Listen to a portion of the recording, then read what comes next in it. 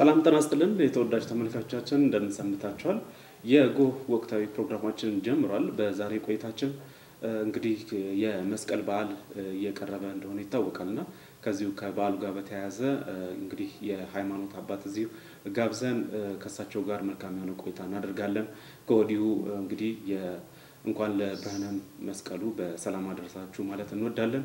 መልካም በዓል እንዲሆንላችሁ ከወዲሁ እየተመኘን እንግዲህ በዛሬ ቆይታችን በተለይ ደግሞ ሃይማኖታዊ ስርዓቱ ምን ይመስላል፣ የመስቀል በዓል አከባበር ምን ይመስላል የሚሉ ጉዳዮችን እናነሳለን። ሌላኛው ደግሞ እንደው ወቅታዊ የሆነውን የሀገራችን ሁኔታ ምን ይመስላል፣ በተለይ እንደ ቤተክርስቲያን የሰላምን እንዴት ነው ቤተክርስቲያኗ እያስቀጠለች ያለችው፣ በተለይ ደግሞ የኢትዮጵያ ኦርቶዶክስ ቤተክርስቲያን በሰላም ረገድ እየሰራች ያለችው ምንድነው ብለን እንዲሁም ሀገራችን ላይ ያለው ወቅታዊ ሁኔታ ከቤተክርስቲያን አባቶች ዘንድ ምን እየተሰራ ነው፣ ምን ይጠበቃል። እንደሚታወቀው ይህ አመት በተለይ አዲሱ አመት ከጀመረ ገና አንደኛ ወሩን መያዙ ይታወቃልና እንደ በቀጣይ በዚህ በሚቀጥሉት ወራቶች ውስጥ ምን ነገሮችን ማድረግ ይኖርበታል፣ ምን አይነት ኃላፊነት ይኖርብናል፣ በተለይ ሰላምን አንድነትን ከመስበክ እንዲሁም ደግሞ ሰላምን ከማስረጽ አንፃር እንደ ሀገር ምን እየተሰራ ነው፣ ምንስ ይሰራል ብለን ከአባታችን ጋር እንወያያለን።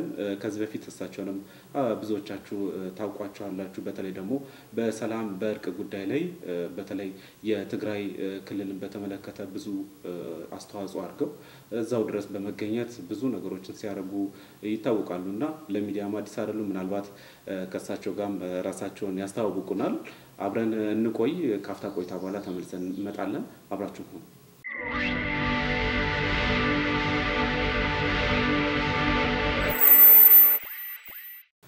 አባታችን ሰላም እንደምን አሉ? እግዚአብሔር ይመስገን።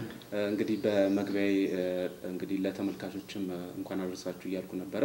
እንኳን ለብርሃነ መስቀሉ በሰላም አደረሱት ማለት እወዳለሁ።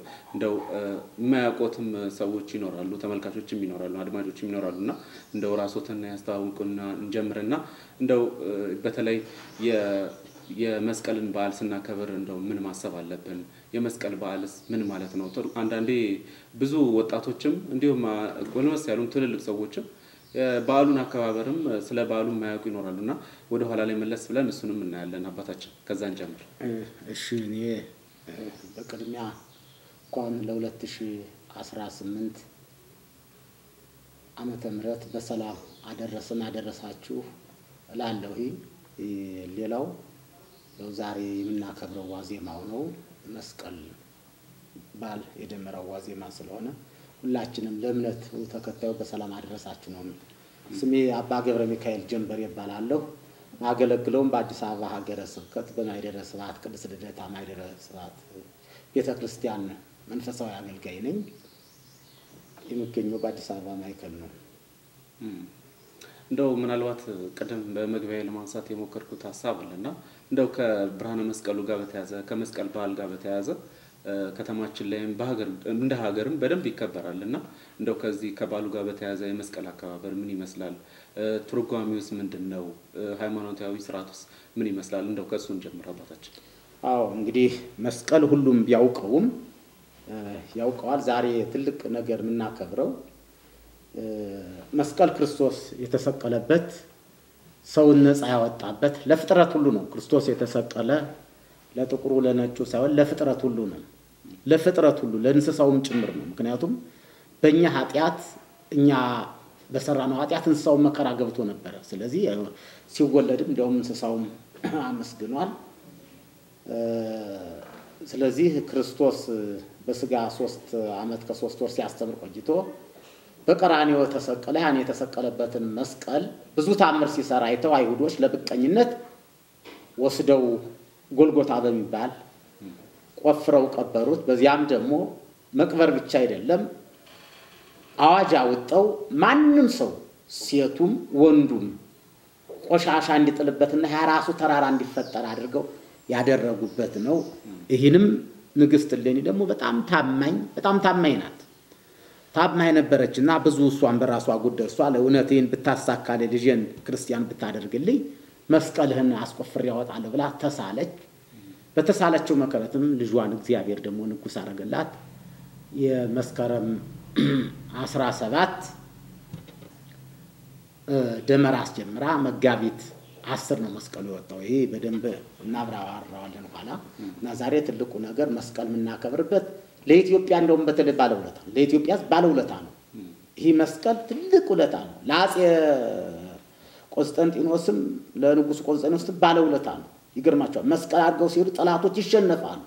ዛሬ እኛ አጋንንትን እንደምናሸንፈው እነሱም ሲጠቀሙበት ነው። ስለዚህ ዛሬ የኢትዮጵያ ሕዝብ አይታችሁ ከሆነ የሰሜኑ እዚህ ላይ እንኳን ሲነቀስ መስቀል ላይ ነው የሚነቀስ። በአገራችን በሰሜኑ አንገቱ ላይ የሚያደርግ ሴቱም ወንዱ መስቀል ነው። አሁን እየቀረ መጥቷል። በዚህ በአዲስ አበባ ጉራ ማይሌ ነው እንጂ ይሄን የሰሜኑ ነውና መስቀል ለሁላችንም ትልቅ ታሪክ ነው። ነፃ ያወጣንበት ነው። መስቀል ከግዞት ከባርነት ነፃ ያወጣንበት የመስቀል በዓል በጣም የሚከበረው ትልቁ የዳንበት ስለሆነ የዳንበት በስጋም በነፍስም የዳንበት ስለሆነ ነው የምናከብረው። እንደው ምናልባት ያው ከአደባባይ በዓላት መካከል እንግዲህ ከቤተክርስቲያኗ ከምታዘጋጀው ወይም ደግሞ ከሚከበሩ በዓላት አንዱ እንደሆነ ይታወቃልና አደባባይ ላይ ያለው እንደው አከባበር ላይ ብዙ ጥያቄዎች ይነሳሉና ምናልባት እንደው እርሶስ የታዘቡት ያዩት በተለይ አከባበሩን በተመለከተ የተወሰነ ሐሳብ እናንሳስ። አዎ አከባበሩ ይሄ የጀመረው እንደውም በአፄ ዘርዓ ያዕቆብ ነው።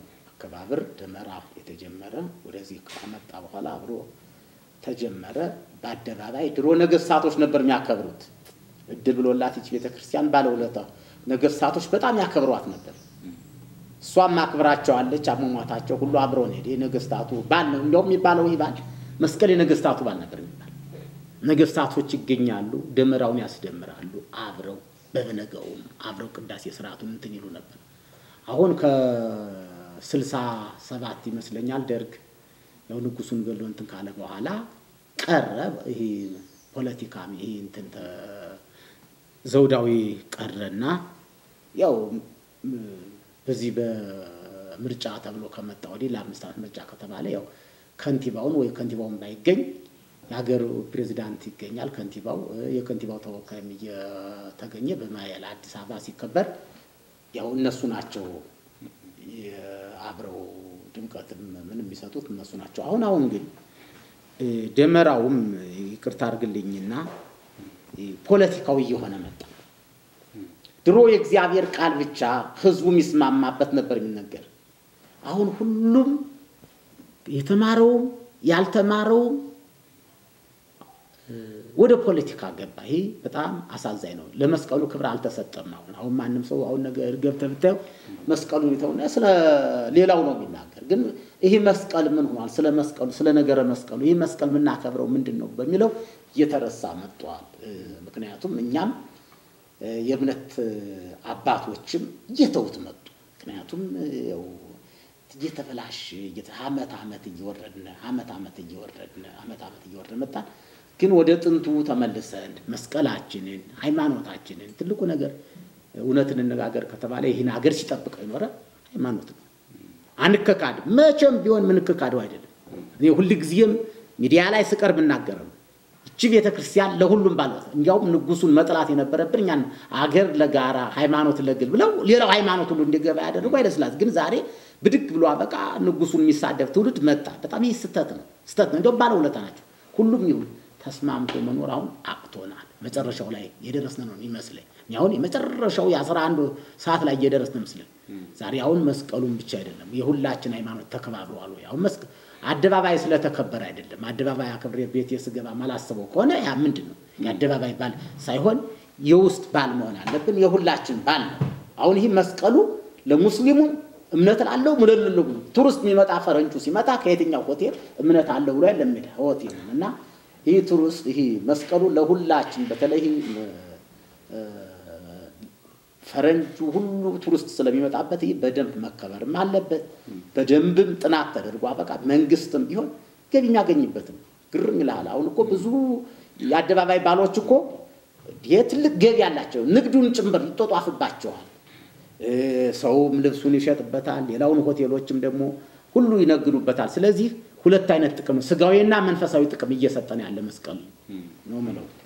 መልካም አባታችን ምናልባት ቢያነሱ ብዬ ምናልባት ከስንገባ ወደ ስቱዲዮ ስንገባ ስናወራ ነበርና እንደው ባሉ አከባበር ቦታ ላይ በተለይ ቅዱሳት ስዕላትን ጥሎ መሄድ በየቦታው እንደዚህ መደረጉ ላይ ትንሽ ክፍተት እንዳለ ሰምተን ነበርና ምናልባት እሱ ላይ ሐሳብ ይሰጡኛል። ሌላኛው ምናልባት ከደመራው ጋር በተያያዘ ብዙ ግልጽ ያልሆነ በተለይ ደመራ ሲነድ ብዙዎች ትርጓሜውን የማያውቁ ሰዎች ይኖራሉና እሱንም በእግረ መንገድ እናንሳ። በጣም ጥሩ እንግዲህ ቅድምም ጀምሬው ነው ይሄ ደመራ ጉዳይ እሌኒ ናት እንትን ያለችው የጀመረችው እሌኒ ናት። ምክንያቱም እንዴት አድርጋ ጀመረችው ከአይሁድ ሽማግሌውን ያዘችና አንድ ትልቁን ሽማግሌ ይዛ ስሙን አለው የክርስቶስን መስቀል የት ነው ተሰቅሎ የተቀበረ ትለዋለች። ስትለው አይ ወስዶ ያሳያታል እዚህ ላይ ነው ኋላ ሌላ ስታማክር ደግሞ አንቺ እዚህ ላይ ደመራ ደምረሽ እጣን አርገሽ አበቃ እጣኑ ሁሉ ሰግዶ ወደሚጤስ እንት ከሚልበት ላይ እዚያ ላይ አስቆፍሪ ተብላ በቃ አንድ ሽማግሌ ነው አይሁዳዊ እሱ አሳይቷት እዚያ ሄዳ አስቆፈረች። በጣም ቅድምም ነግሬያለሁ በጣም ከባድ ነበር። ወደ እንግዲህ ከመስከረም 17 እስከ መጋቢት 10 ነው የሰደደ ይሄን ለመቆፈር ተሰባስባ በቃ እዚህ ላይ ያልጣለ ቤቱ ይወረሳል እየተባለ ህግ ወጥቶባቸው ያን ቆሻሻ እየጣሉበት ያለ ማስቆፈር ደመራ አስጀመረች። አሁን ንግግር እንግዲህ ደመራ ነው የተገኘው ግን መጋቢት 10 ነው። ይሄ ደመራ ተደረገና እጣኑ እየጨሰ ወደ መስቀሉ ዳለበት ሰገደ። እዚያ ስታስቆፍር መጀመሪያ አንድ መስቀል ወጣ ሙታን መታረግበት ምንም ማይድን ሆነ። ሁለተኛው ወጣ ማይድን ሆነ። ሶስተኛው ወጣ ሶስተኛው ስታረግ ሙታን ዳን። ይሄ ነው የክርስቶስ መስቀል ብላ በቃ የዚያን ዕለት አስጀምራ መስቀል ቤተክርስቲያን አስጀምራ በአመቱ ቤተክርስቲያኑ አስጨርሳ ደግሞ መስከረም 16 ቤተ መቅደስ አሰርታ ያስጨረሰበትና ይሄ ቤተ መቅደስም የተጀመረበት የተሰራበት አሁን ትልቁ ነገር ይሄ መስቀል ስናከብር የቤተክርስቲያኑን ቤተክርስቲያን ተሰርቶ ያልቅና አላ ምንድነው የሚደረገው መስቀል ነው የሚደረገው። አርማዋ መስቀል ነው ቤተክርስቲያን ለመሆኑ እንግዲህ የትኛውም ቢሆን ግለሰብ ቤት መቼ መስቀል አይሰቀልም። ይሄ የክርስቶስ መከራን የምናስታውስበት ሁለት አይነት ነው።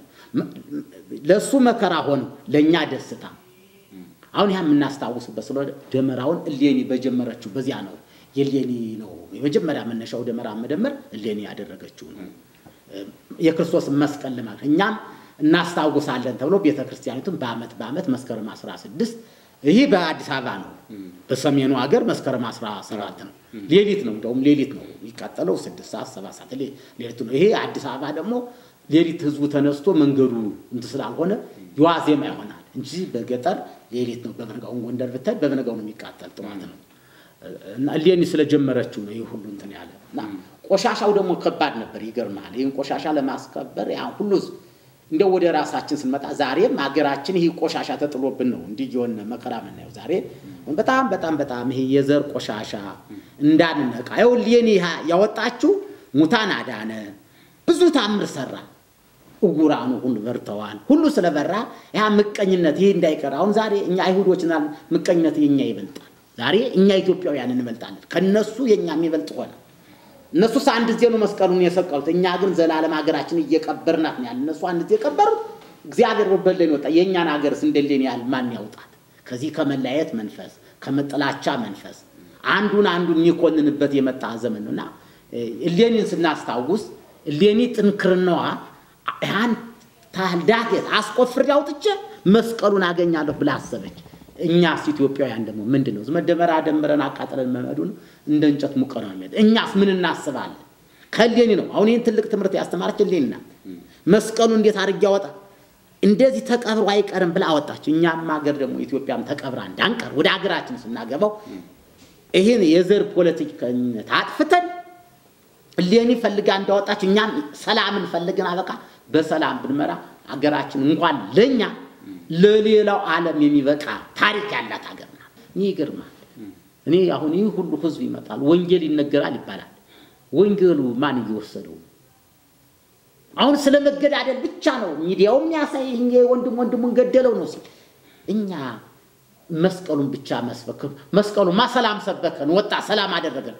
እውነተኛ መስቀል ከያዝነ የእምነት አባቱም ሆነ የትኛው ይሁን ግዴታ ሰላም ማምጣት አለብን።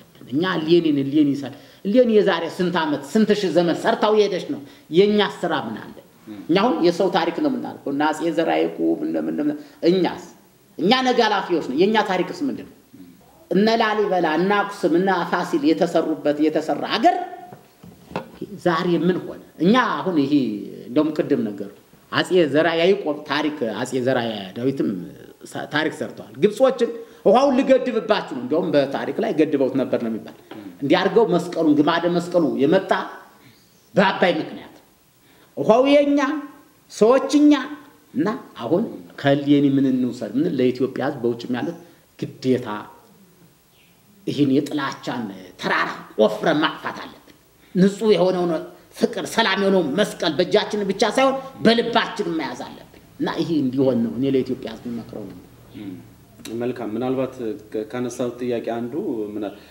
በተለይ በአከባበሩ ወቅት ላይ ቅዱሳት ስዕላትን ወይም ደግሞ ስዕለ አድኖን ጥሎ መሄድ በበዓሉ አከባበር ቦታ ላይ በተለይ በመስቀል አደባባይ እንደዛ እንደታዘቡ ሲነግሩኝ ነበርና ከዚህ ጋር ምናልባት በተያያዘ መልእክት የሚያስተላልፉት ካለ እሱን እስቲ እሱ የጥምቀት ነው የመስቀል ዛሬ እንትን አይደለም የጥምቀት ነው እሱ ቅዱሳት ስዕላት የጥምቀት ነው ዝም ብሎ አውጦ ሰው ይወዳ አሁን ዛሬ የኛ ወጣት መሪ ያስፈልገዋል ስሜታዊ ነው ሆነን ያለ ይሄ በየንቱኑ በየፊርማታው በየኑ የሚወጣው ወጪ ይወጣ ይሰራል የቅዱሳን ስዕል እዚያ ላይ ተሰቅሎ ይቀራል ዝናቡ ፀሐዩ ሲያሰቃየው ይኖራል እኛ ምን ሰግድበት እዚያ ላይ አሁን ይሄ ቤተ ክህነት ችግር ነው ይሄ መውጣት የለበትም እኔ በትልይ በዚህ ቅዱሳን ስዕል እና አክብረው ወደ ጥንቱ ከተባለ ከባህረ ጥምቀቱና ቤተ ክርስቲያን እንጂ በየአስፋልቱ መቅረት አለበት አሁን ዛሬ ሆ ይችልሽ እንግዲህ ይችልሽ ነገር ለማምጣት ነው ካሜራ ይዛ እንዲያርጋ እየተቀረጸች አበቃ የቀደደችው ይሄ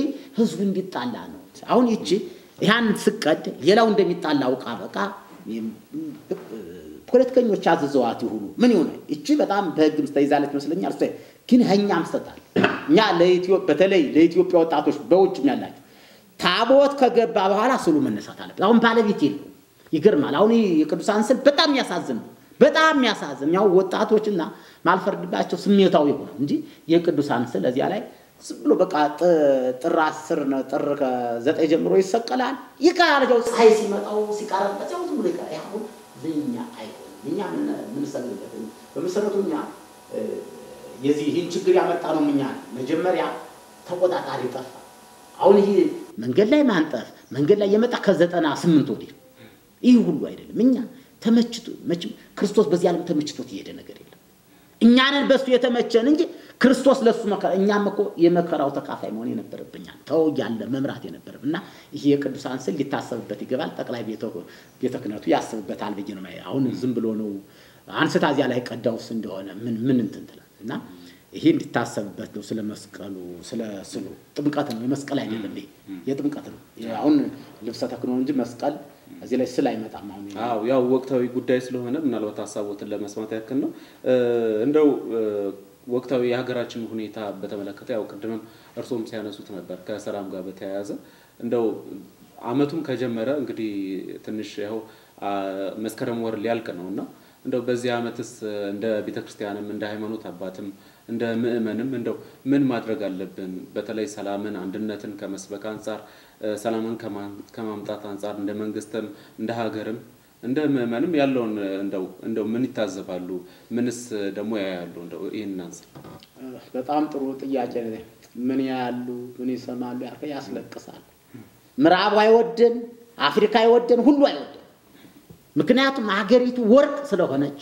ሀገሪቱ ቢሰራባት ሌላው ዓለም እንዳትበልጠው ምን አደርገዋል ተቃዋሚ ያመቻቹና ውጭ ሀገር ካስደብለው ሚዲያ ሰጠው እኛን እርስ በርሳችን ያገዳደሉ በቃ ፈለዋት አትለውም ይያሉ ከኛም እንደነሱ የሚሆንላቸው ያጣም እንዲየተደረገ ሀገራችን ወደ ድህነት እስካሁን ድረስ ይገርማል ከ51 አመቴ ነው አሁን ለመሪዎችም ነው አሁን ለመሪዎችም ሊነቁ ይገባል ይሄ የውጭ ጠላት አልችለን የውጭ ጠላት አልችለን ስላለ ባድዋም በጣሊያን እየተሸነፈ ሲሄድ አሁን ምን አደረገ እኛን እርስ በርሳችን ያጣላዚ እንደ ጅንጀሮ አይቶና በቃ አስቀምጦ እንዴ መግዲያ ሲሸጥልኝ ይውላል አያችሁ ሌላ እኮ ፋብሪካ መቆፈሪያ የፋብሪካ ማልሚ አይሰጡንም መሳሪያውን ግን አደራጅተው ይልቁለ ሞኝ ሲያገኙ ምን ያደርጉና በየጫካ ያለው መሳሪያ ይዞ እንትን ተደራድሮ አበቃ መንግስትም ከጦርነት ምን ተጠቀመው ነገር ስለሌለ ጥፋት ስለሆነ ይብቃን ነው እኔ ይብቃን አሁን ውጭ ያሉትም ምን ሲሉ ሰማቸዋለሁ የእምነት አባቶች አይጮሁም አይናገሩም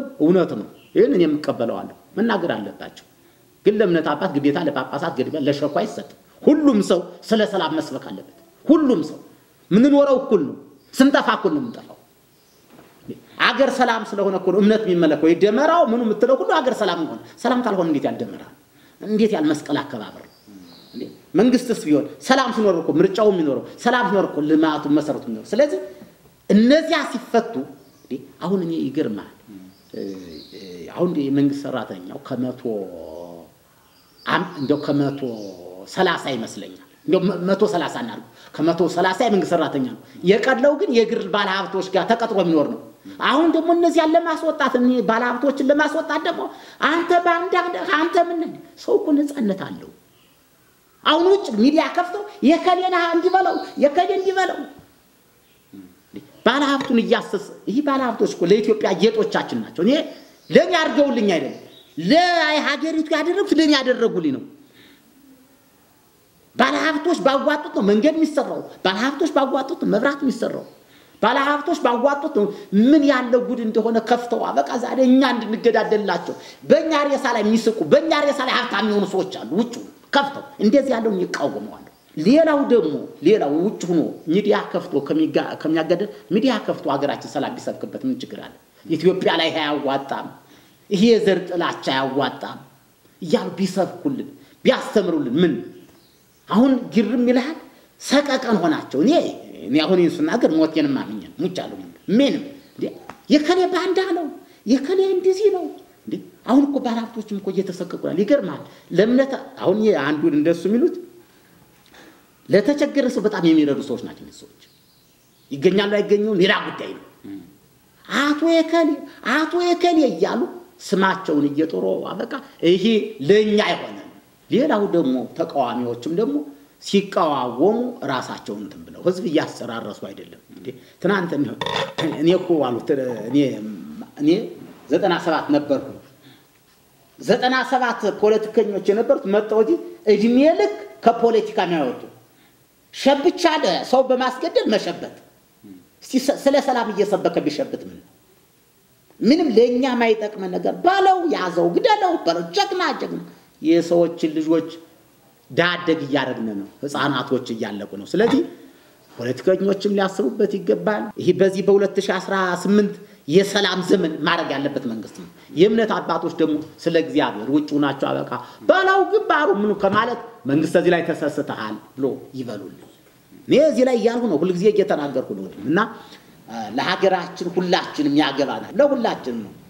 ለሁላችንም ስለሆነ ለሴቱም ለወንዱም ለተማረውም ላልተማረው ለነጋዴው እና ይሄ እንዲሆን ነው ምናስበው ሁሉም ሰላም በመመኘት ሳይሆን በመሆን መጀመሪያ እኔ ህዝብ የኢትዮጵያ ከራሱ ጋር ይታረቅ መጀመሪያ ከራሱ ሐሳብ ጋር ይታረቅ ነው ብሎ ራሱ ጋር ከተጣረቀ ሌላው ጋር መታረቅ ቀላል ነው አሁን እኮ ሰው ራሱ ጋር ይጣላና ሰው ጋር ይጣላል አይታችሁ እኮ ሲጓዝ መንግስት ወይ በእንትን እንቅፋት እንትን ሲመታው አያችሁ ሃይምሮን ይዞ አለመጓዙ እና ይሄ ሁሉ ችግር አለ የመንግስትም ችግር አለ የህዝብም ችግር አለ የፖለቲከኞችም ችግር አለ ይሄን ችግር አንድ ናት ሀገራችን ሌላ የለንም እኛ ሌላ ሀገር ምን ብንኖርም እዚሁ ብንቀበርም ሀገራችን ላይ ስለሆነ ስለ ሰላም ሁሉም ሊያስብ ይገባል ይሄ ጫካ የገቡትም አያዋጣን ጦርነት አያዋጣን መንግስት ተደራድሮ አበቃ እንትን ይመል እንጂ ነገ ምን በዚህ አይነት ሁላችን እንበላለን ሁላችን እንጠፋለን ስለዚህ ሰላም ለሁሉም ጠቃሚ ነው ትልቁ ነገር ቁልፍ ሰላም በወርቅ ባልማዝ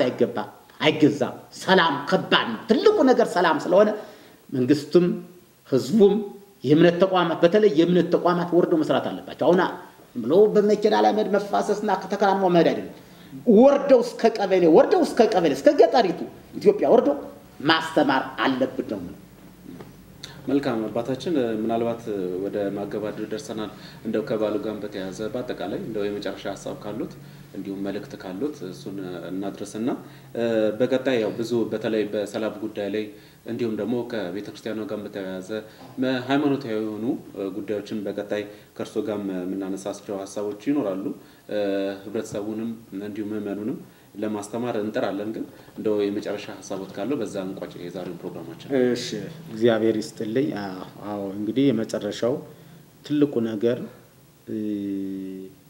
በባሌም ተባለ በቦዴም በየትም ተባለ ትልቁ ከሰላም ላይ ነው ምንሰራ ምክንያቱም ሰላም ካለ ሁሉ አለ ይገርማችኋል እንደ ዘንድሮ ሁሉ በቅሎ ያውቅ ኢትዮጵያ ላይ እና ግን ያን ህል በሰላም ይሄ በመንገድ ማገድ የሚባለው ይሄ ሰዎች በጣም ያሳፍራል የኢትዮጵያ የኛ ባህልም አይደለም የኛ የኢትዮጵያ ባህል የነበረው ድሮ መንገድ አሳይቶ ቤቱ አሳድሮ ሚተኛበትን አልጋው መደቡ ለቆ አስተኝቶ የሚሄድ ህዝብ ነበርና አሁን ምን እንደመጣብን ስለ ሰላም ነው አሁን ትልቁ ነገር ነው ይሄን እንድናስብበት ህብረተሰቡም ይሄ አያዋጣንም ጦርነት አያዋጣንም እንዲል ነው ትልቁ ነገር ልጆቹን እንዲያስተምር ሰላም ነው በአዲሱ ዘመን ልጁን አስተምሮ አበቃ ለትልቅ ደረጃ እንዲያደርስ ህዝበ ክርስቲያኑ ጭምር ስለ ሰላም እንዲጸልይ ነው የሞቱትን ደግሞ እግዚአብሔር ነፍሶቻቸውን ይማረው ነው ምን በተለይ ህዝቡን ባካችሁ ሰላም እንሁን ሰላም በየትም አይገኝም ክፉ የምትረጩብን በውጭ ያላችሁም ስለ እግዚአብሔር አቆሙልን ይሄን ስላችሁ ኢትዮጵያ ላይ መገዳደል የለም ማለት አይደለም አለ ለምሳሌ የእምነት አባቶች ለምን ነው ማይናገሩ ያሉ ሰዎች አሉ 50 ሰው ሞቶ እንደሆነ በለው ብንል 50 ሺህ ልናረገው ነው ከመንግስት ጋር እየተነጋገርን ከአካባቢው ጋር እየተነጋገርን ሰላም ማምጣቱ ስለሚሻለን ነው እንጂ ወጡ አበቃ አንቻ በለው ማለቱ አንድ ሰው የሞተውን ወደ 10 እናረጋዋለን እናሳጥፈዋለን ይገዳደልብናል ህብረተሰቡ ገና በስሜት ላይ ያለ ስለሆነ ይሄ በጣም ስለሆነ እና ስለዚህ እንድናስብ ነው አመሰግናለሁ እሺ አባታችን እግዚአብሔር ይስጥልን እናመሰግናለን እዚህ ድረስ አክብረውን ስለመጡ በቀጣይ ቀደምም እንዳልኩት በተለይ ሰላሙ ላይ አተኩረን ብዙ ምንሰራቸው እንዲሁም ደግሞ ሃይማኖታዊ ጉዳዮች ብዙ ያልተፈቱ ግልጽ መሆን ያለባቸው ጉዳዮች ካሉ ደግሞ እነሱን ደግሞ ከተመልካቾችም ጥያቄዎችን እየሰበሰብን ምላሾችን ለመስጠት እንሞክራለን ተመልካቾችም እንግዲህ ሐሳብ አስተያየታችሁን ላኩልን እኛም መልሰን ደግሞ ወደ እናንተ እናደርሳለን የዛሬውን ፕሮግራማችንን በዚህ እናበቃለን መልካም ጊዜ ይሁን ምናልባት አባታችን በቀጣይ ሌሎች ሐሳቦችንም ይዘን አብረን እንደምንገናኝ እንግዲህ ቃል በዚሁ አስገባውታለሁ ተመልካቾቻችን አብራችሁ ስለነበራችሁ እጅግ አድርገን እናመሰግናለን በቀጣይ ደግሞ ሌሎች ሐሳቦችን እንዲሁም ደግሞ እንግዶችን ይዘን እንመለሳለን የዛሬውን ፕሮግራማችን በዚህ ያበቃን መልካም ጊዜ ይሁንላችሁ